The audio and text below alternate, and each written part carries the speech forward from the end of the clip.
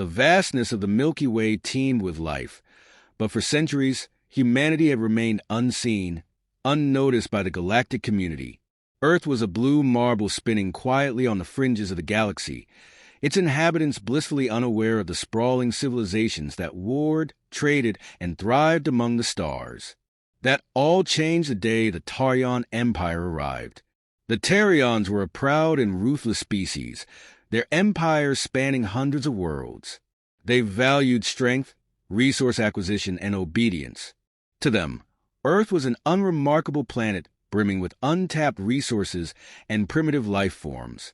In their arrogance, they dismissed the possibility of resistance, seeing humanity as disorganized and inconsequential. Their first landing was in Karachi, Pakistan, a bustling city of vibrant energy, rich culture, and teeming millions. The Tarion scouts operated in stealth, their sleek black ship cloaked and hovering unseen above the city. They surveyed the streets with cold, analytical precision, seeking a target. They found him in a narrow alley lit by flickering neon signs. Ollie, a 22-year-old university student. He was walking home after an evening spent gaming with friends at a local cafe. Ollie was ordinary by human standards, but extraordinary in the way all humans are, brimming with potential, laughter, and dreams. Unaware of the danger stalking him, he hummed to himself, his backpack slung casually over one shoulder. In the moments that followed, the Tarion struck swiftly. They considered the abduction a mere experiment, a test of humanity's resolve. Ali's resistance, his desperate cries and futile struggle, only amused them.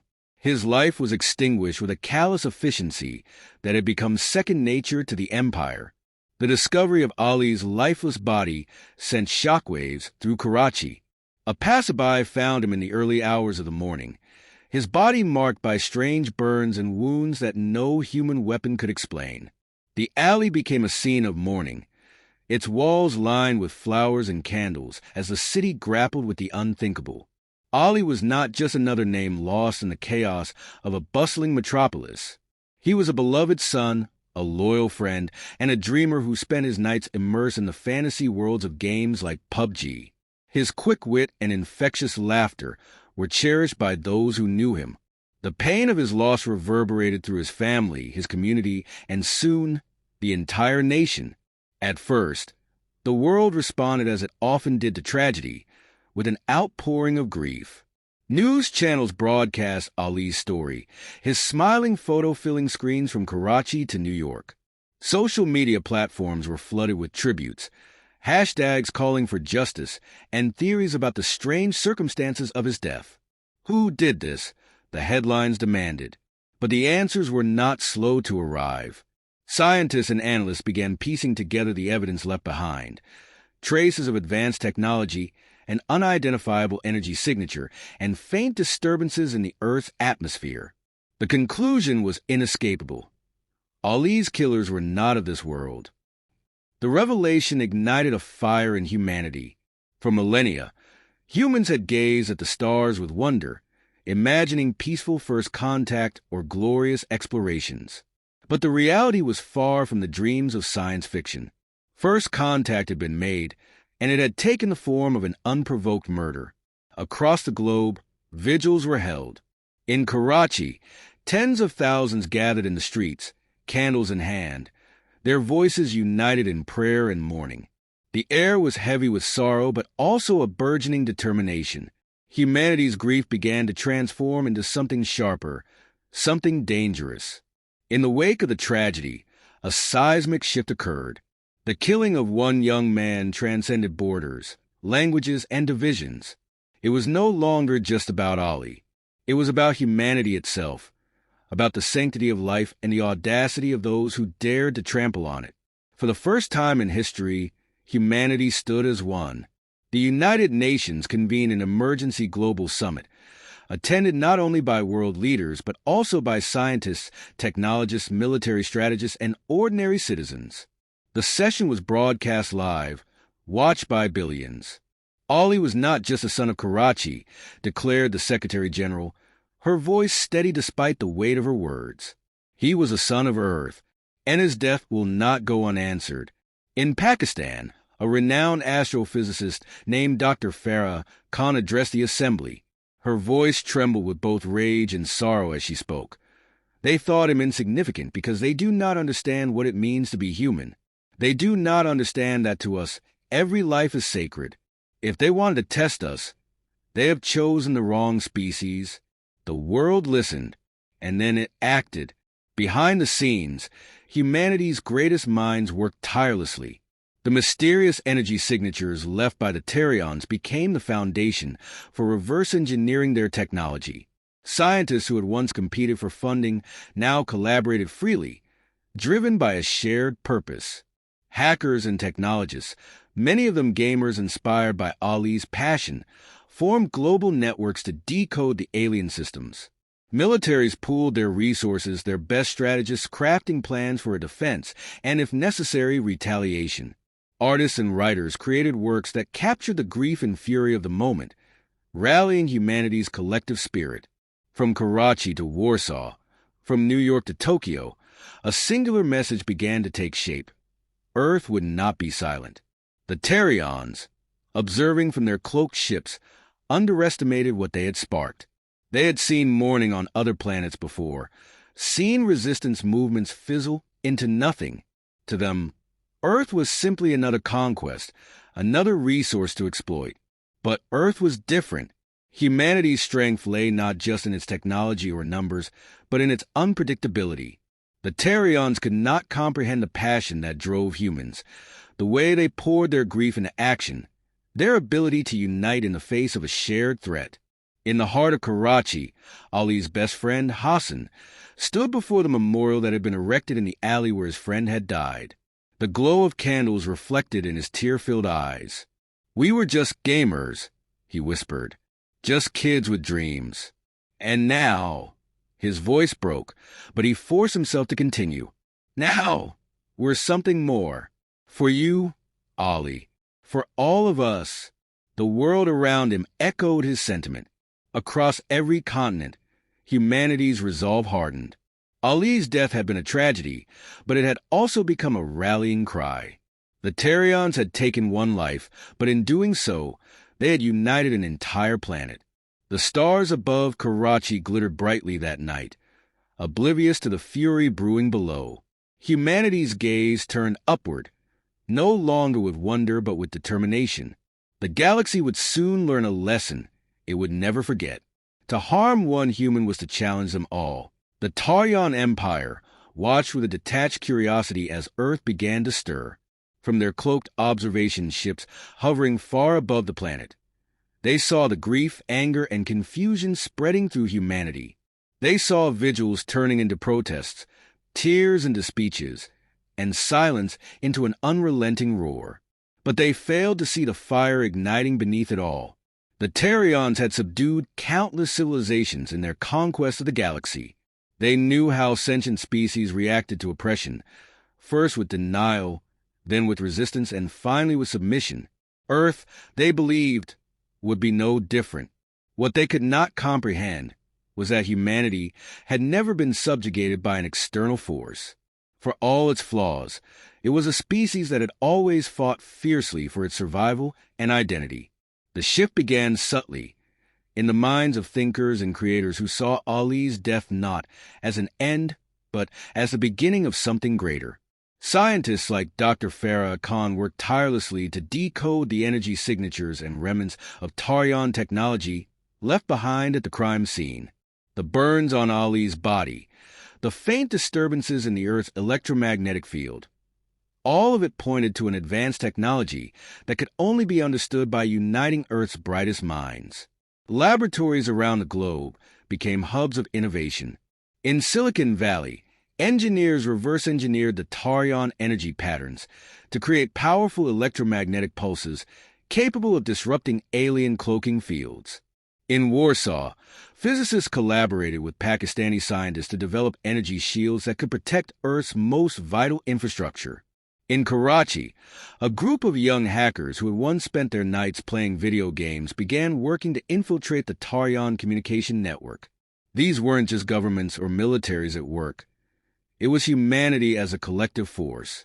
People who had once lived in isolation, divided by language, culture, or politics, were now bound together by a shared purpose. Hassan, Ali's best friend, found himself drawn into the whirlwind of activity. He had never considered himself extraordinary. He was just a student, a gamer who loved the thrill of competition and the camaraderie of his online friends. But something in him had shifted since Ali's death. The grief he felt was a constant ache, but it also fueled him, driving him to contribute in any way he could. He joined a grassroots movement in Karachi dedicated to keeping Ali's memory alive. At first, they organized vigils and rallies, but their focus quickly turned to action. Using his knowledge of online networks, Hassan began collaborating with programmers and data analysts to track Tarian activity in Earth's atmosphere. It wasn't long before their efforts bore fruit. A breakthrough came when a Tarian scouting drone malfunctioned during a cloaking test over the Arabian Sea. The drone crashed into the water, where it was retrieved by a team of fishermen who had been tipped off by Hassan's network. The drone's technology provided humanity with its first tangible link to the alien invaders. The recovered drone became a symbol of hope. Scientists dissected its components, discovering not just its weaknesses but also its strengths, features that could be repurposed to strengthen Earth's fledgling defenses. For the first time, humanity had a way to fight back. As Earth's preparations intensified, the Tarians began to notice the unusual resilience of this primitive species. Their reports to the Central Command grew increasingly concerned. "They are unpredictable," one Tarian officer reported. "Their mourning rituals have transformed into a coordinated effort to resist us. It is unlike anything we've encountered before."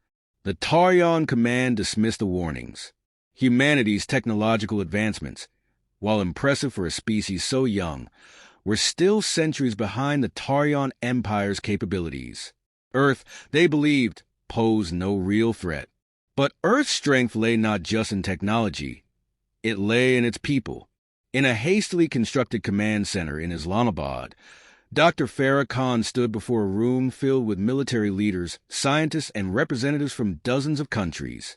Behind her, a holographic display showed Earth's progress in decoding the Tarian systems. "We have intercepted their communications," she announced, her voice firm. "They believe we are weak. They believe we will fracture under pressure. They do not understand who we are." A murmur rippled through the room. Farah continued, her gaze steady. "We are not a species that bends easily. We are not just defined by our nations or our histories. We are defined by our shared humanity.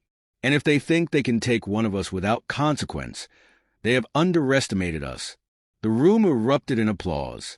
By now, humanity's response had taken on a life of its own. In Karachi, young artists painted murals of Ali, his face framed by stars, his name written in dozens of languages. In Poland, musicians composed symphonies that captured the raw emotion of Earth's awakening.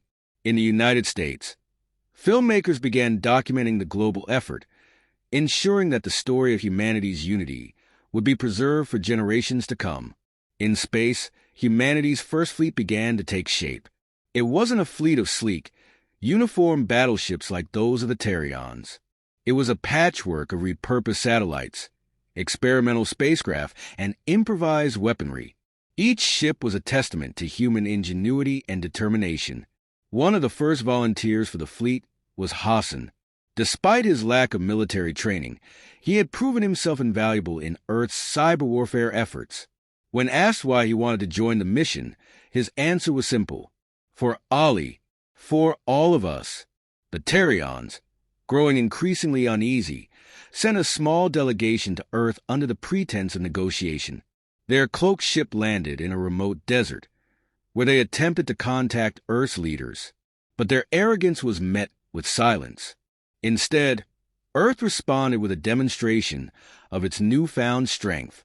A coordinated electromagnetic pulse, triggered by satellites equipped with reverse-engineered Tarian technology, disabled the delegation's ship.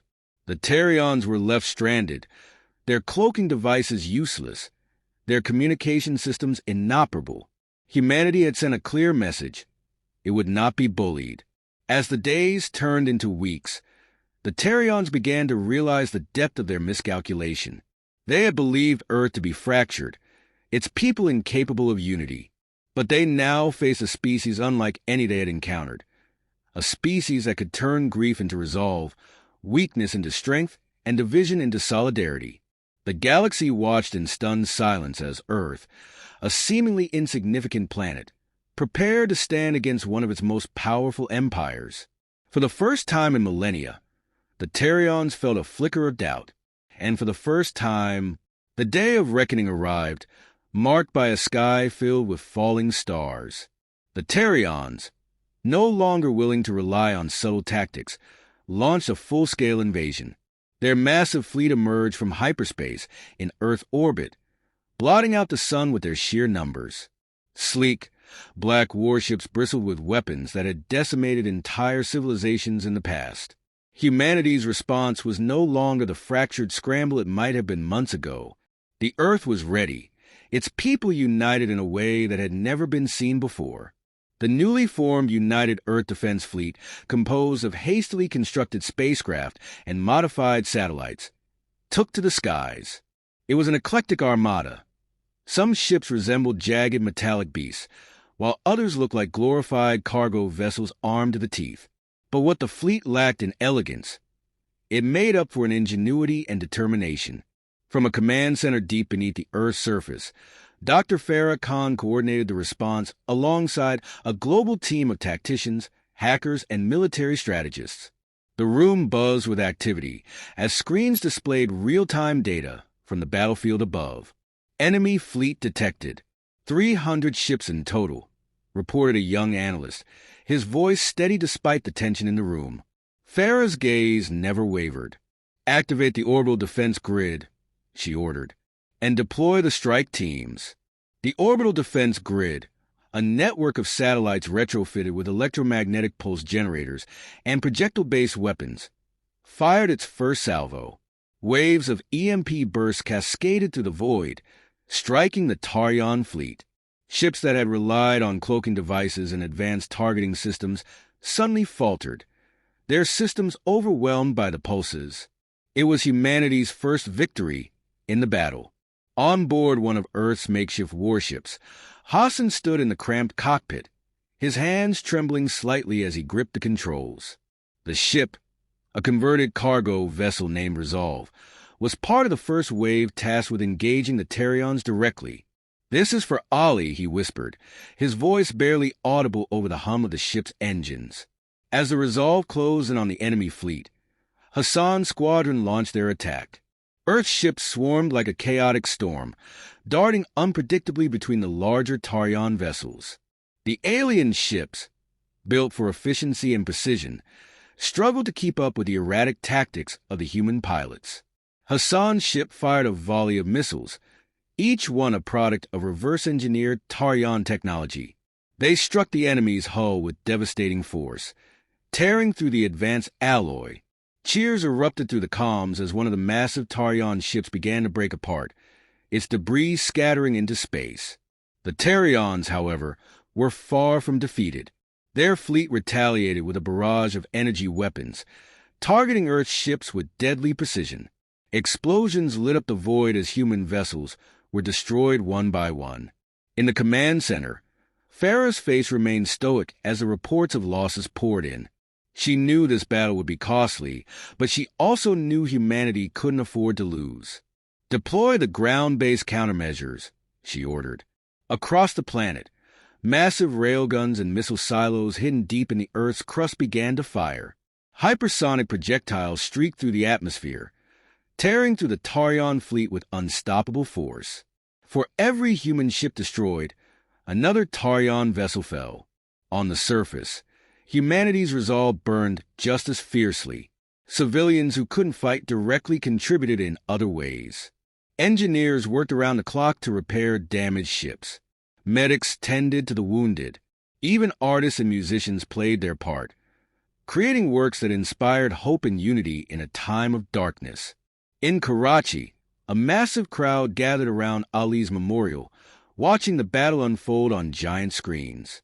Prayers were whispered, tears shed, and hands joined as people stood together in solidarity. One woman in the crowd held a sign that read, "For Ollie, for Earth, for all of us." Back in space, the battle reached its crescendo. The Terions deployed their flagship, a behemoth of a vessel bristling with weapons capable of annihilating entire continents. Its arrival sent a wave of dread through the human fleet. Farah's voice cut through the tension over the comms. "We prepared for this. Execute Operation Phoenix." Operation Phoenix was humanity's final gambit. A team of volunteers, including Hassan, had agreed to board the Tarion flagship and disable it from within. Their ship, outfitted with experimental stealth technology, slipped through the chaos of the battle and docked with the enemy vessel. Inside the Tarion flagship, Hassan and his team moved with quiet determination. Armed with makeshift weapons and a lifetime of determination, they navigated the alien corridors, their breaths fogging in the cold, sterile air. The Terions, accustomed to dominating from a distance, were unprepared for close-quarters combat. Hassan's team fought fiercely, their resolve fueled by the memory of Ollie and the countless lives at stake. They reached the core of the flagship, a pulsating sphere of energy that powered the entire vessel. Hassan's hand shook as he placed the explosive charges around the core. "This is for you, Ollie," he whispered. With seconds to spare, the team retreated to their ship and launched away from the flagship. Behind them, the Tarion vessel erupted in a brilliant explosion, its destruction sending shockwaves through the enemy fleet. The loss of their flagship was the final blow to the Terions' morale. Disoriented and outmatched, their fleet began to retreat. Cheers erupted across Earth as the invaders fled, their arrogance shattered by the resilience of humanity. In the aftermath of the battle, Earth was forever changed. The victory came at a great cost. Thousands of lives lost, cities damaged, and resources depleted. But it was also a moment of rebirth. Ali's name became a symbol of unity, his story passed down through generations as a reminder of what humanity could achieve when it stood together. In Karachi, the memorial in the alley where Ali had been found was replaced with a towering monument that reached toward the stars. At its base, an inscription read, "They thought one life was insignificant. We proved them wrong." From that day forward, Earth was no longer seen as a minor player in the galaxy. It was a force to be reckoned with, a testament to the power of unity and the value of every human life. The Terions would never forget the lesson they had learned. To harm one human was to awaken the might of an entire planet.